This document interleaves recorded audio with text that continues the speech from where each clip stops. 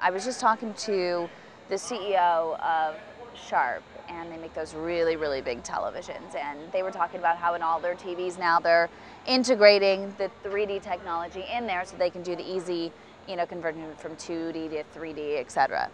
But what they're noticing is that yes, more people have them in their homes. They ultimately pretty much don't have any choice, but they're not really watching it. And yet I see ESPN just throwing all kinds of money towards 3D. What research have you done to truly support, this big investment in 3D? Why are you so confident? When we see a technology that we think we can exploit to better serve the sports fan, we don't wait. We really, we move very quickly into that arena, and we think with our brand, we have the genre in which we toil, sports. We have the capacity to really be first movers, serve sports fans, and also create marketplaces with our efforts, which we think we're on the precipice of doing here. You guys are taking a pretty big leap of faith into 3D. Kim, this is very much for us like high definition was back in 2002 and 2003. High definition had been around for 20 years. Right. And nobody had jumped into the deep end of the pool, and we did. And I think it's fair to say that nobody else went until we went. And now 90-something% of our programming is high definition. Our ratings are up 50% more to high definition sets from 2 years ago. Will it be the same? We don't know. But as Sean noted, this is what we do. We use technology to serve sports fans better, and we could not do this. Our fans, our research, it's all about presence. It's like being at the event. They love it. They can't get enough of it. Was one of the reasons why you did it really that slump in the economy where a lot of amazing innovation happens in a downturn, and you had to have been working on this. I know you were working on it through this entire recession, and now that we're starting to come out of it, here you are, boom, ready to emerge.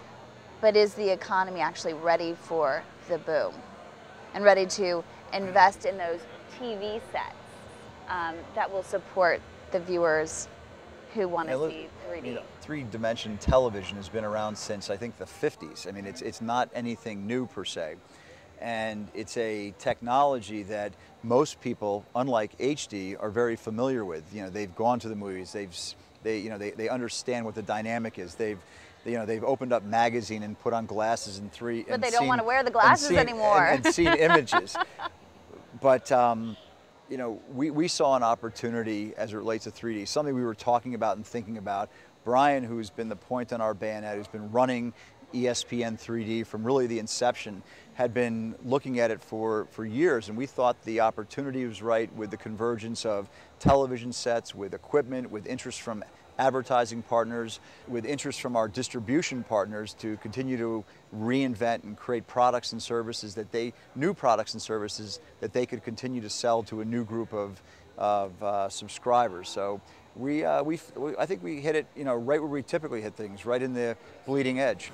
Was there a moment, though, in this journey where you almost second-guessed yourself and you thought, oh my goodness, did I make a big mistake? I don't from know. my chair. No, not at all. I mean, we watch things every day, and there's certainly been enough up and down of the thought process about this, but the highs have been so high that I'm not concerned about the lows being where they were. The people that see what we do absolutely adore it and can't get enough of it. So I've never thought that way. I'm a little Miss Negativity here, just because I have my little skeptic's hat on. We're starting to sense that a little bit here, by the way. But at least you saw the other side earlier. Wow! Oh my gosh! That's it's right. So amazing. That's right. We should say that when Kim was looking through the glasses, yeah, she was in awe. I have to say it was really amazing. I really enjoyed that in-the-box experience, and that seriously would have, I think, an impact on anyone. But it's a pretty hefty investment and a pretty big financial risk to be betting as much on 3D. And in terms of where we're at right now, there's something to be said for the first people to take the dip in the pond. But in Silicon Valley, many entrepreneurs will tell you that being the first isn't always the best thing. It doesn't always work out. How can you guarantee that it won't work out, and what is your threshold in terms of this risk and this investment in 3D technology? I want to answer your question this way. The strides we have made in the 2 years on the air to be more efficient are remarkable. You probably haven't heard of 5D. We do 5D.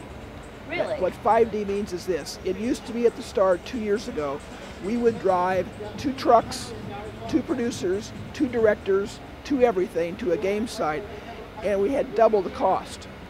We now invented something called 5D, where each 3D camera has 2 lenses. We pull the left eye out, and that becomes your high definition show. And the 2 cameras make the 3D show. The point is, the efficiencies we have gained, it's not the economic risk that you might think it is, because we're finding efficiencies across all of our company to work together. It's not separate. 2 years ago, it was separate. We've now created, for most programming genres, a way to do 5D. Makes the economics much better.